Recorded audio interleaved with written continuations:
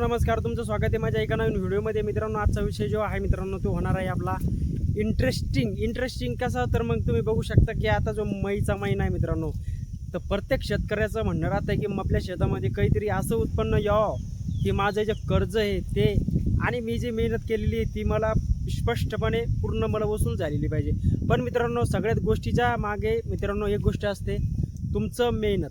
मित्रांनो, इतकी मेहनत करूनही तुम्हाला जर फळ भेटत नसेल तर तुमची कुठून तरी चूक होतच असं नाही. कारण की मित्रांनो, कुठून तरी एखाद्या शेतकऱ्याला इथं मुनाफा होतो. तर मग तो का होतो, काहून होतो, त्यानं काय केलंय आणि काय नाही केलंय आणि काय चुका तिथं टाळायच्या. मित्रांनो, तुम्ही बघू शकता की आपण जे कर्ज काढून आपल्या शेतामध्ये जे लागवड करतो त्या पिकाची काळजी कशी घ्यायची आणि व्यवस्थापन म्हणजे की शेत तयार कसं करायचं, तयार करण्यापासून तर शेवटच्या दिवसाला काय नियोजन करायचं आहे मित्रांनो. तर इथं आपण 4-5 गोष्टी इथं पाहणार आहोत. तर मित्रांनो, त्या सगळ्यात जास्त मित्रांनो काय त्रास होतो माहिती आहे का? रोग आहे मित्रांनो. आपल्याला रोग नियंत्रण करता जर का आलं ना, रोग नियंत्रण म्हणजे की जे किडे येतात, जे जमिनीतून रोग येतात, ते जर का आपल्याला नियंत्रण करता आलं, ते कशामुळे येतात हे सुरुवातपासूनच जर का आपण सांभाळून घेतलं मित्रांनो, तर तुम्हाला सांगतोय तर तुम्हाला कोणीही बिना पैशाचं पाठवू शकत नाही. इथून सगळं आपण केलं तर बाजारामध्ये आपल्याला भाव भेटत नाही. जर या सगळ्या गोष्टी करूनही आपल्याला जर उत्पन्न नाही आलं तर मग इथं लय मोठी आपली इथं नुकसान होते मित्रांनो. तर मग ही नुकसान जर टाळायची असेल तर तुम्हाला 4-5 गोष्टी मी इथं सांगणार आहे, नियमितप्रमाणे ऐकून घ्या. तर मग मित्रांनो, आपल्याला आता मेमध्ये काय करायचं माहिती आहे का? तुमच्या शेतामध्ये जर गहू तसाच पडेल असं काढायचा, तर कोणत्या इथं पालेभाज्या आपल्याला लागवड करायची आहे. जिथं 4-5 तुम्हाला मी भाज्यावाला सांगणार आहे, ज्या की तुम्हाला जूनमध्ये, जुलैमध्ये, पावसाळ्यामध्ये तुम्हाला इथं जास्तीत जास्त पैसे कमवून देणाऱ्या अशा मी पालेभाज्या सांगणार आहे. त्या कोणत्या पालेभाज्या आहे मित्रांनो ते जाणून घ्यायच्या आधी तुम्हाला शेतीची मशागत कशी करायची आणि कशी नाही हे मी तुम्हाला इथे सांगणार आहे मित्रांनो. ते काय करायचं आहे माहिती आहे का? सर्वात आधी तुमच्या शेताचे जे बी तुम्ही पीक घेतलेलं आहे, आधी गहू असो, हरभरा असो, काही बी असो मित्रांनो, काही बी घेतलेलं असलं तर सर्वात आधी आपल्याला करायचं आहे काय माहिती आहे का? सगळ्यात आधी काय करायचं आहे माहिती आहे का? तर तुमचा प्लॉट शेतामध्ये जर का कांदा लावलेला असेल तर अतिउत्तम गोष्ट आहे मित्रांनो. जाळून गिळून काही टाकू नका, त्याच्यामध्ये मेंढ्या काहीच बसवू नका. तुम्हाला सांगतो की मेंढी काही त्याच्यात जर का तुम्ही बसवलं तर सगळं खाऊन घेऊन जाते. बसवायच्यानंतर बसवानी तर बसवू नका, आपलं काही त्याच्यावरून घेणं देणं नाही. पण मित्रांनो, तुमचं जर का गव्हाचं जर शेत असेल तर ते गहू जाळू नका.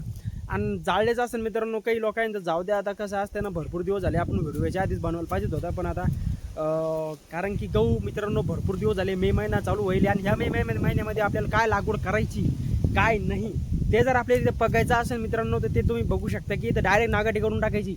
वखराची की खरंच की जाळून घेऊ काही टाकायचं नाही. धसकटी जर काय असले डायरेक्ट नागाटी करून टाकायची.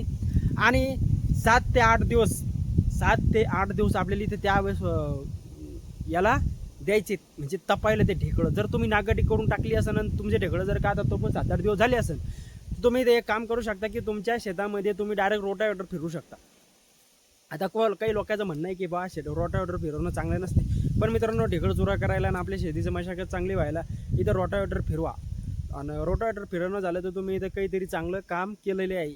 आणि त्याच्यानंतर मित्रांनो, तुमच्या शेतामध्ये जर का आता काडी खत राहिलं तर मग तुम्हाला खत टाकायची तर जास्त काही गरज पडत नाही. आणि तुम्हाला जर का टाकायचं जर का असलं मित्रांनो, तर याच्यात कोणतं बी खत तुम्ही टाका, कोणत्या बी पिकाला तुम्ही इथं टाकू शकता. तर मित्रांनो, त्याच्या सगळ्यात आधी आपल्याला याच्यामध्ये लागवड करायची मित्रांनो वांग लागवड करायची. म्हणजे की मित्रांनो, तुम्हाला सांगतो 100% इथं तुम्हाला भाव भेटणार आहे. मित्रांनो, मागचा जर का विचार केला आपण तर 30 नाही तर 75 रुपये आपल्याला किलो इथं भाव भेटलेला होता वांग्याला. तुम्हाला सांगतो, एक तर उन्हाळी नाही तर मग चांगलं आपल्याला इथं काम भेटून जातं आहे. मित्रांनो, वांग्याचं व्यवस्थापन कसं करायचं कसं नाही तुम्हाला मी थोडक्यात इथं माहिती सांगतो. मित्रांनो, तुम्ही काय करू शकता माहिती का? पहिले तुम्ही आता नागाटी करून घेतलेली आणि रोटावेटर करून घेतलेली, आपली माती भुसभुशीत झालेली आहे. तर डायरेक्ट रोटावेटर करून माती भुसभुशीत झाली डायरेक्ट मित्रांनो, 2 हे येतात ट्रॅक्टरला जोडून आपले बेड पाडायचं एक ते सिस्टम तयार करून देते. एका एकराचे मित्रांनो 1000 नाही तर 1200 रुपये ते घेत असेल मित्रांनो. बहुतेक 1500 रुपये लय जास्त नाही, पण तुमचा इथं लय मोठा फायदा मी इथं करून देणार आहे. आता त्यात लय मोठा फायदा कसा आहे मित्रांनो, तुम्ही बघू शकता की आता जे बेड होतात ते बेड कशासाठी होतात. तर मित्रांनो, बेड जे असतात ना, तर आता समजा झाड जे असते आपलं, आपण सगळ्या झाडाभोवती फिरतो, पण फिरतो मग मित्रांनो कसं होते, ती जमीन दबते आणि आपल्याला बी चालायला जागा राहते. पण मित्रांनो, बेड केलं कसं आहे, ते 4-4.5 फुटाचं बेड असतंय आणि मधात आपल्याला चालायला जागा असते. 2 एकूण बी आपल्या झाडं असतात. तर मित्रांनो, त्याचं कॉन्सेप्ट आपल्याला जरा जास्त कळून येते. मित्रांनो, तुम्ही आता रोटावेटर झालं आणि तुमचं सगळं झालं आहे. आता तुम्ही बेड पाडून घेतले, आता बेड पाळल्यावर मित्रांनो त्याच्यात टाकायची आपल्याला मल्चिंग। आता बेड पाळल्यावर बेड आपला मोठा उराला मित्रांनो, तर त्याच्यात मल्चिंग टाकायची कशी मित्रांनो, त्याचा बी एक कॉन्सेप्ट सांगतो। मल्चिंग पांगवायची आणि तुम्ही छद्र आधी पाडू नका मित्रांनो, नंतर पाडात काढा, कारण की त्याचं अंतर मित्रांनो जास्त सांगतो मी तुम्हाला। इथे तुमचा फायदा मी इथं करून द्यायला आलेलो आहे। आता त्याचं कसं करायचं आहे, काय करायचं आहे मित्रांनो, आता तुम्ही आपण आलो आता मित्रांनो मल्चिंग लोक आलो म्हणजे की आपलं आता अर्धसुर्ध आहे ते काम तुम्ही आता शिकले। तर काय करायचं माहिती का, आता बेड पाडणं झाले की लगेच याच्यात 1-2 दिवस तपू द्यायचे मित्रांनो, भोसके पाडायचे नाही, तुम्हाला सांगतो डायरेक्ट मल्चिंग आतरून द्यायची। मल्चिंग आतरायची आहे ती नळी आतरून, सॉरी चुकले ते थोडं आपलं मित्रांनो। नळी कशी आतरायची हे तुम्हाला मी तर सांगतो, तुमचा थोडा खर्च जास्त होईल मित्रांनो, थोडा म्हणजे की जरा शिल्लक खर्च होऊ शकतो, थोडा म्हणजे जरा जास्त तुम्ही इथं खर्च जर केला तर फायदा जास्त होऊ शकतो आणि मी ते मित्रांनो असं जर केलं तर होणार 100%। काय करायचं माहिती का, जर समजा आपण बेड पाडेल की नाही, त्या बेडवर नळी काय करायची मित्रांनो, इकून एक टाकायची आणि इकून एक टाकायची, 2 नळ्या टाकायच्या मित्रांनो। दोन्ही एक झाडापून मदत लावणार आहे की नाही, तर दोन्ही झाडाच्या आपल्या एका झाडाच्या दोन्ही साईडला नळ्या टाकायच्या मित्रांनो आपल्याला। कारण की मित्रांनो तुम्हाला याचा कारण सांगतो, कारण की आपण मे मध्ये म्हणजे की उन्हाळ्यामध्ये लागवड करायला लागलो मित्रांनो। खाद्याची जी सिस्टम आहे मित्रांनो, आपण मल्चिंग टाकणार आहे की नाही हे तर आपल्याला कंप माहिती आहे। पाणी जर पडला ना तर तो छद्राच्या स्वरूपामध्ये आत जातो, इकून पाणी नाही। बरसातीमध्ये कसं आहे मित्रांनो, सगळीकडून पाणी भेटत असते, पण उन्हाळ्यामध्ये ना पाणी जास्त करून भेटत नसते। याचं एक कॉन्सेप्ट सांगतो तुम्हाला, तुमचा खर्च बांधा वसूल होऊ शकतो मित्रांनो। काय करायचं आहे माहिती का, तुम्ही आता समजा इकून नळी टाकली, इकून बी खाद्य भेटतंय आणि इकून बी खाद्य भेटतं, ह्यासाठी जर काय आपल्याला इकडे बी म्हणल्यावर तुमचं इथं उत्पन्न जास्त येणार आहे। मग आता उत्पन्न जास्त येणार आहे म्हणल्यावर ही गोष्ट करून पाहायला काही अडचण नाही आहे। आणि मी मल्चिंगची मित्रांनो इथं तुमचा काहीच खर्च जाणार नाही आहे। मी सांगतो तुम्हाला, तुम्ही नाल्या केल्या, त्याच्यात मल्चिंग आतरणी, त्यात नळ्या आतरल्या मित्रांनो, तुम्हाला सांगतो तुम्हाला औषधी सोडायला काही त्रास होणार नाही आहे याच्यामध्ये, कारण की 2 नळ्या असल्यावर पटकन औषध सोडा येते।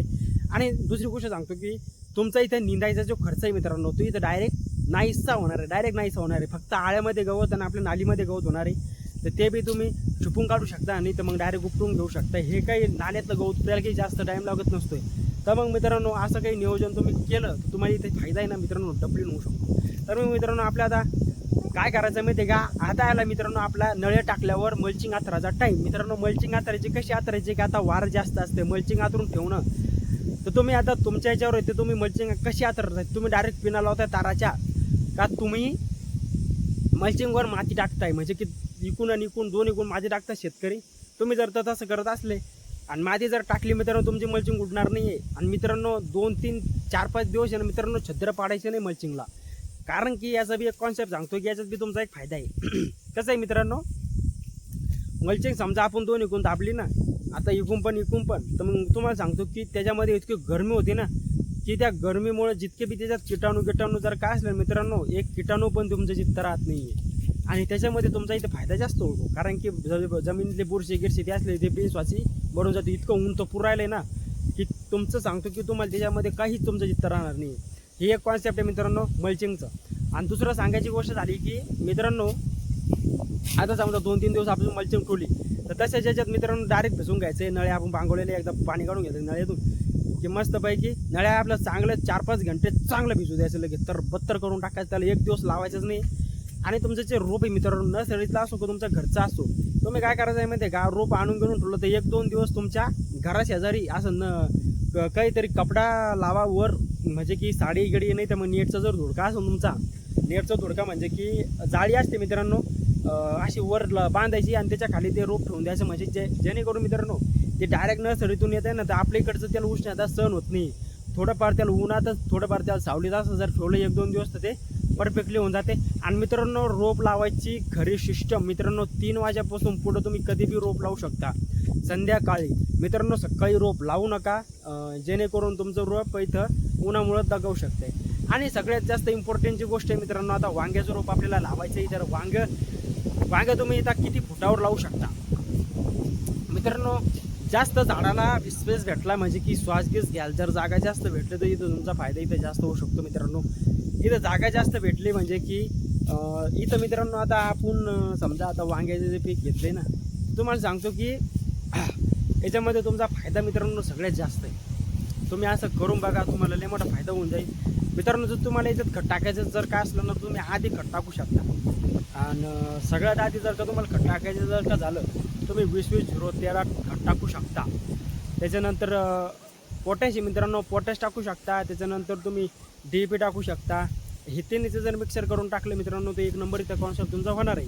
तर आता याला करायचं कसं कसं नाही, काय करायचं, काऊन करायचं आणि काय पूर्ण करायचं आहे मित्रांनो. तुम्हाला सांगतो की जे 20-20-013 आहे ते फांद्यासाठी आपल्याला इथे एक नंबर खत असते.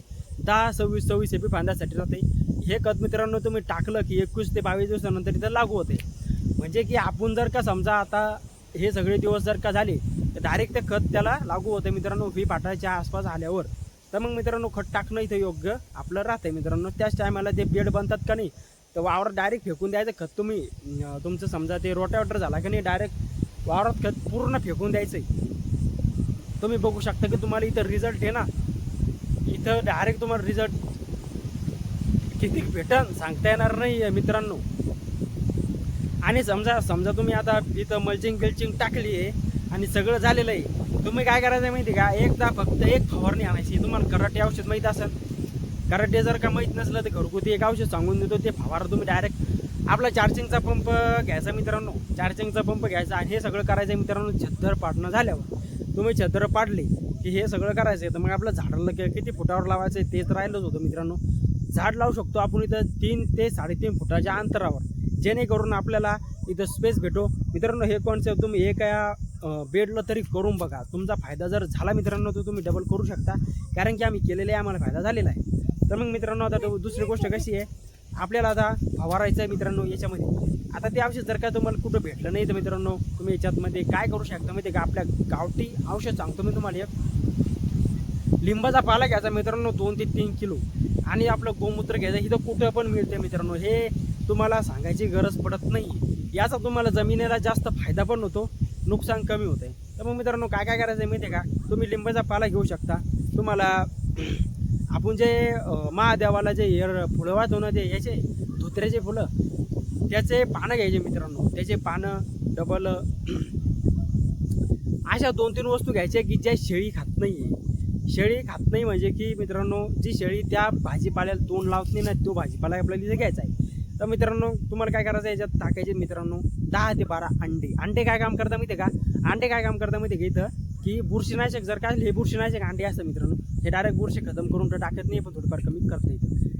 लिंबाचा पाला घ्यायचा आणि गोमूत्र घ्यायचं, हे टाकायचं मित्रांनो. गोमूत्र आपलं चुलीवर टाकायचं, चुलीवर ठेवायचं आहे आणि त्याच्यामध्ये टाकायचं मित्रांनो. हे सगळं द्रव्य फक्त अंडे टाकायचे नाही आहे, अंड्यानंतर टाकायचे. हे सगळं टाकलं मित्रांनो, याला उकळ्या होत्याचा आहे. मग हे सगळं सामान त्यामध्ये टाकून द्यायचं. 2-3 पालेभाज्या असं टाकायचं जे शेळी खात नाही. तर मग हे सगळं याला उकळा आला की मग बरोबर हे 1 ते 1.5 याची कॅपॅसिटी मित्रांनो 1 ते 1.5 वर्ष हे खराब होत नाही. तुम्ही याला कधी बी फावरू शकता तुमच्या शेतामध्ये. आणि हे सगळं फावरून घेतलं की तुमच्या शरीरात, तुमच्या जमिनीची कसबी वाढते आणि तुमच्या शरीरातले कीटक जे असतात ना ते कमी होतात. तर मग मित्रांनो असं काही नियोजनित आपण केलं तर आपल्याला फायदे ते जास्त भेटू शकतो. तर मग मित्रांनो आता वांग्यावर सगळ्यात जास्त बिमारी अटॅक करणारी जर कोणती असेल तर ती मित्रांनो आळी मित्रांनो. आळी जर का आपल्या याच्यावर जर आली वांग्यावर तर मग आपल्याला जास्तीत जास्त इथं नुकसान पाहायला भेटते. तर मग मित्रांनो अलग अलग कीटकनाशक तुम्ही इथं वेगवेगळे फवारू शकता, म्हणजे की 4 ते 5 दिवसाच्या अंतरावर. जास्त करून मित्रांनो नंतर फवारणं चांगली गोष्ट आहे, कारण की याचं नियोजन केलं तर तुम्हाला ते चांगला फायदा पण भेटू शकतो. हे सगळं जर केलं आपण तर मग जास्त नियोजन हलगर्देपणा करू नका, कारण की हलगर्देपणा जर केला तर तुमचं इथं नुकसान होऊ शकते. तर चला मग मित्रांनो भेटूया नंतरच्या व्हिडिओमध्ये. व्हिडिओ जर आवडला असेल तर लाईक आणि सबस्क्राईब जरूर करा. चला मग, राम राम.